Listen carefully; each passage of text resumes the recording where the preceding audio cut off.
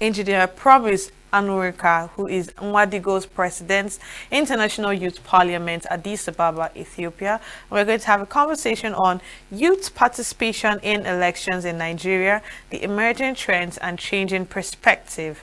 Good evening, Engineer Promise. And Okay, thank you so much for joining us on today's program. So, to what extent has the not too young run movement truly shifted political angle towards the Nigerian youth, whereby we have youth that really have so much to give out, the zeal to govern, the zeal to rule, but it seems like the system is not allowing them expand and also take us through the change that we really need. the problem is still lies on the challenges of godfatherism, and then our fathers not been allowing us to function well, and then also them not being able to create space for us to uh, be included in decision making process. So, and also also one of the greatest factor is finance.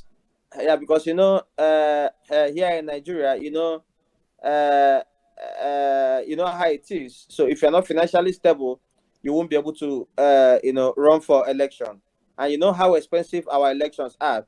So for example, the money that you will use to run for Federal House of Representative here in Nigeria, such money can be used to run for governorship in in South Sudan or Botswana or every other African country. So I think the not too young has not really played uh, any significant role in the life of young people. Yeah, because we are not being called and we are not being allowed to be at the center.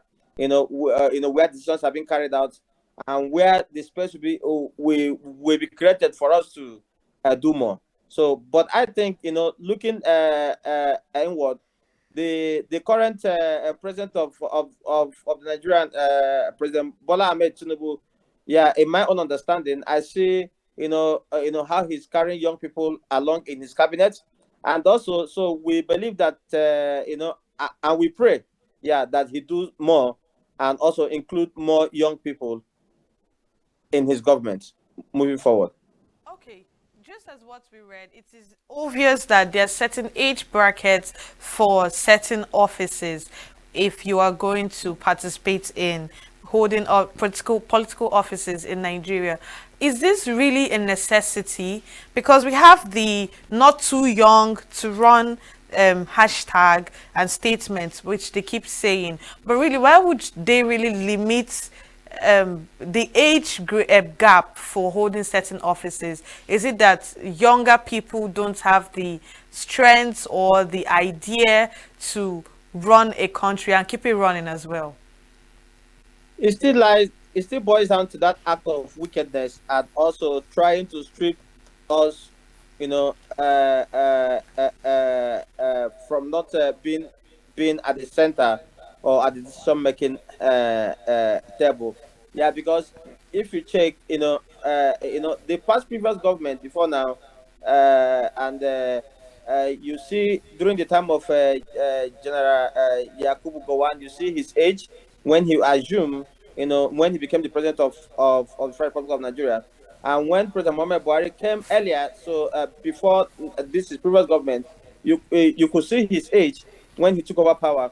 So and now what is now the hindering them? Why is there an age clause? Yeah, just because they feel the young people that you see today are very vibrant, are very intelligent, and when given the opportunity, they will do more better than our fathers. Yeah. So with all due respect to them, so I think that they are very much afraid of our zeal. They are very much afraid of our technological awareness, and they are very much afraid of what we can do. And when we come on board, it will be said, but these are fathers were there, so they didn't do this thing. So now you are the best. So and so it happens in every segment. So when they see bright young people that they tend to intimidate them. They tend to block them, from bringing out their best. So I think it's indeed a very great challenge. And then our fathers and our leaders knows why. And I think one of the major challenges is because they cannot just see us, do better than them, because they know that we will surely do better than them and overtake them when the opportunity is being given. That's why you see the clause. Okay, that exactly is your opinion because you're about to start a whole lot of arguments with that statement. But I do agree with you to an extent. Okay, let's look at the financial aspect of it.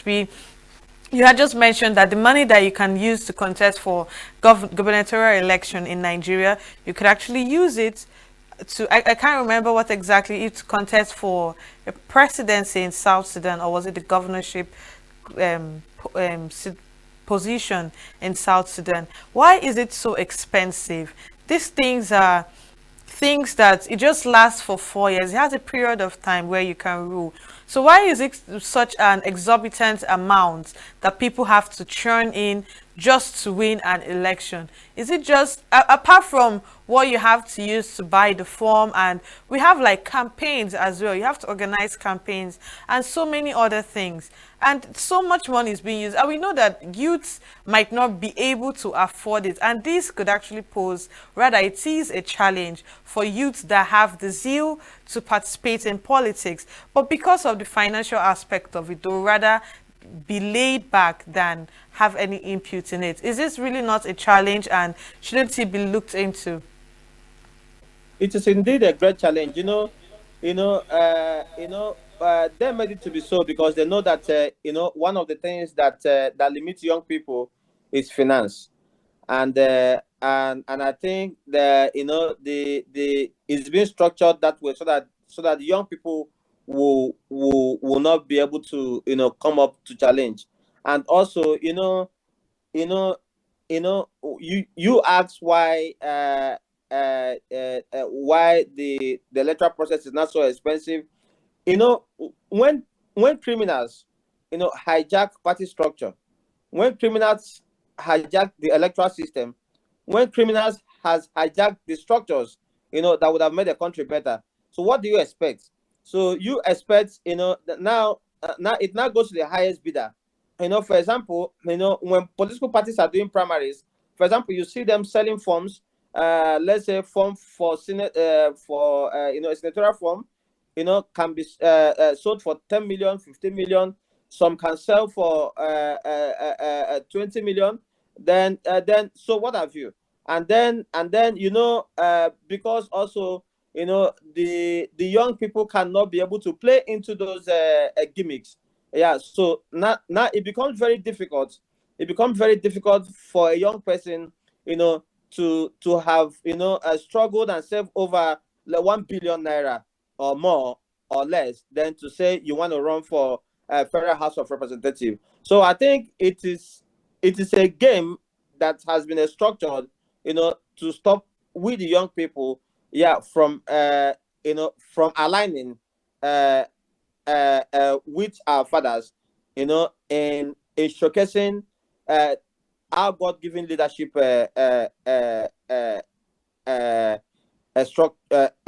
vision.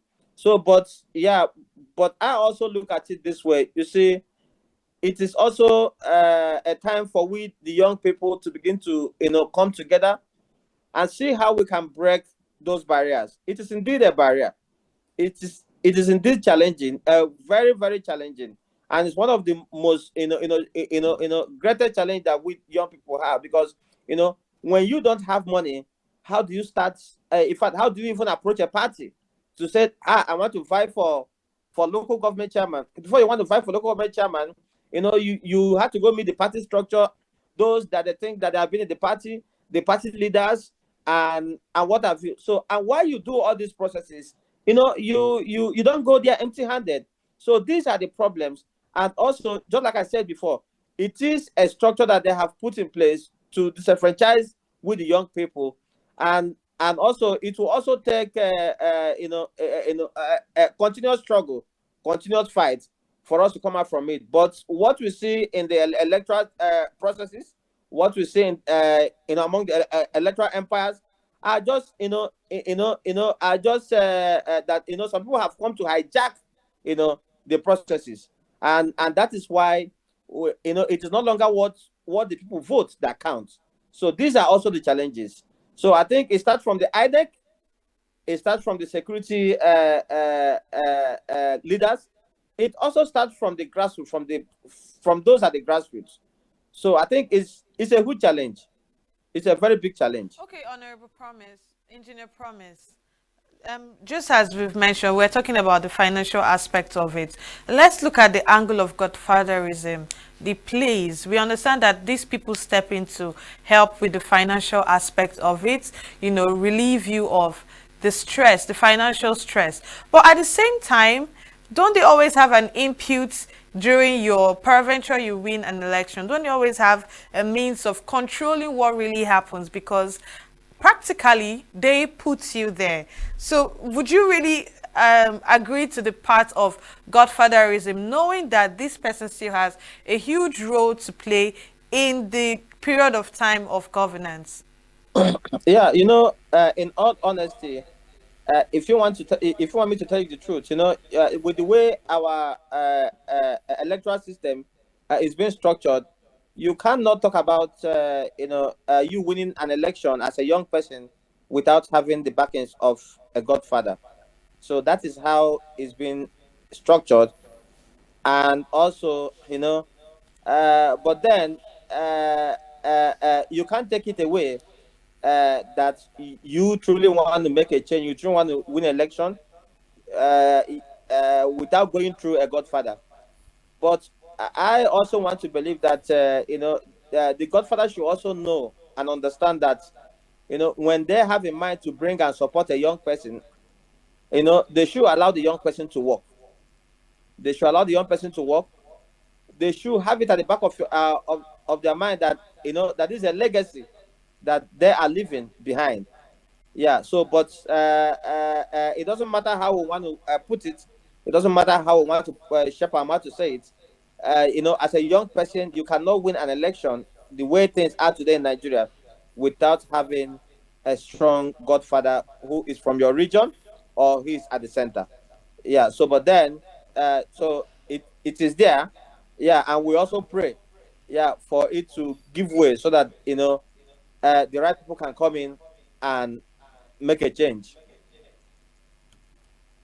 Okay, with all that being said, let's look at social media being a very strong vice in the society. It's vice that the youth are always on, using it for different purposes. Is social media really putting the youth into action, not just the being an activist, political activism, but also putting the same energy into electoral voters turnout? Yeah, the youth has turned the social media into something else. Yeah, yeah, social media, in other countries like uh, uh, Uganda, Zimbabwe, and other countries, like also Kenya, the youth uses the social media to make a statement.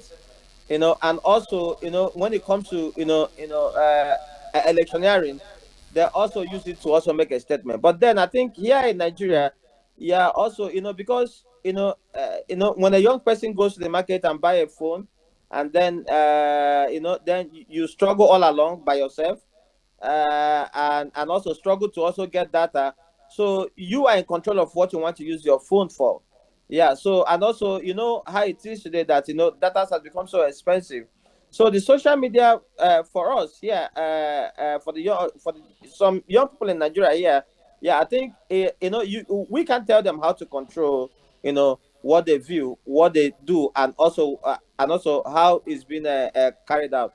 But I feel they should also begin to use it to make a statement, just like the other African countries like Kenya, like Zimbabwe, other and also by their statements, they have been heard, and also a lot of things have been put in place.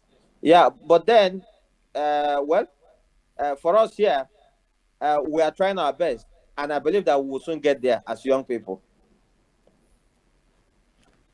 Okay, then let's look at what happened during the 2023 presidential general elections, not just press, but focus on the presidential election, where we had so much youth come out in their numbers to vote for their preferred candidate. Now, do you see that obedience situation, that obedience movement, as a revolution by the youth, another, breakthrough by the youth, or it would just die off because it seems like a one-time thing? Yeah, but yeah, just like you said earlier before now, that I'm the president of International Youth Parliament. Yeah, so I am not partisan.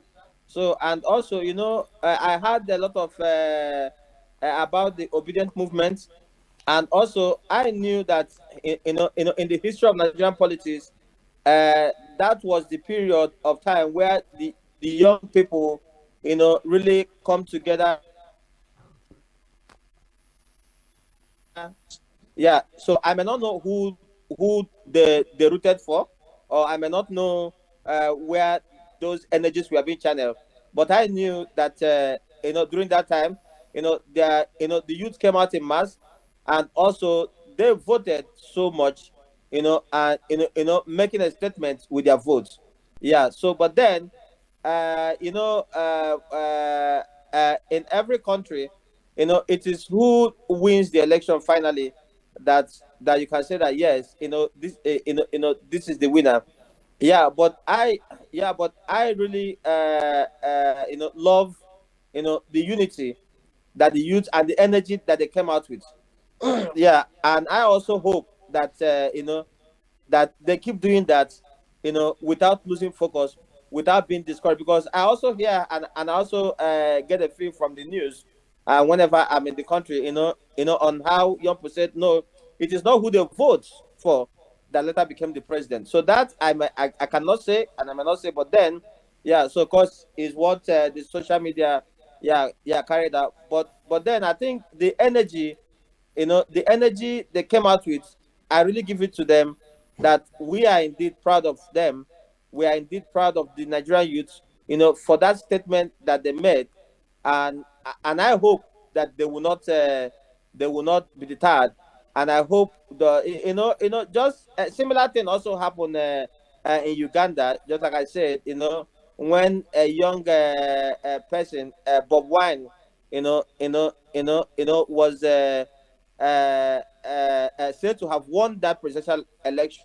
Yeah, yeah, because the youth of those countries came so much in mass, yeah, to vote. But then, yeah, so who later becomes the winner, yeah, is yet another thing. So the Nigerian youth, showed themselves that they did their best, and I will encourage them not to, relent, and I will encourage them not to relent. So whoever they feel that is the best, and that will salvage the hunger, the poverty, and the insecurity that is, ravaging the nation today. Whoever they feel that is the best, yeah. So I think I support them, and I also know that whoever that the youths have come together and said, this is who we want. Yeah, I know that they won't make a mistake, and also the person will be the best. All right, then. With all this being said, what other institutional barriers still prevent youth from participating in electoral practices and also holding political position? I'm talking about the structures and every other thing that has to do with Nigerian political system. Yeah, one of the major things that prevents young people is, political, political brutality, political brutality, and also, lack of funding, and also, not having, a playing level ground where a candidate is being selected during the party primaries. Yeah, because it's at the party primaries that you can say yes, this is the candidate of the party, and within that short period of uh, of of time, a lot of envelope, crosses the path, so a lot of money changes hand. So I think this is one of the challenges that are, affecting young people: political brutality, lack of funding, and also, insecurity. Yeah, because a young person can wake up to that and say, "Yeah, I want to run for an election," and then the opposition feels that this young person might shake, shake him or her. Then the next thing you hear is that that somebody goes to the young person's house and kidnap the person. Yeah, so a lot of factors, and today, today that we are suffering from Fulani herdsmen, that we're suffering from bandits, that we're suffering from all manner of things. So you may not know the ones that will be sent to come and pick you up. So when you have a genuine and a clear vision. So I think these are one of the challenges. Yeah, but just like I said, the youth should not relent. They should not relent. And I believe that a time of liberation has come for we, the young people. And I also know that 2027, moving forward, so the youth will also repeat, that same energy that they did in 2023. So I know that they will also repeat it in 2027 for whoever they choose. Yeah, and for whoever they want. So I know that they will repeat that. So these are the major challenges. Lack of funding, insecurity, and then the party not being able to look towards the young people.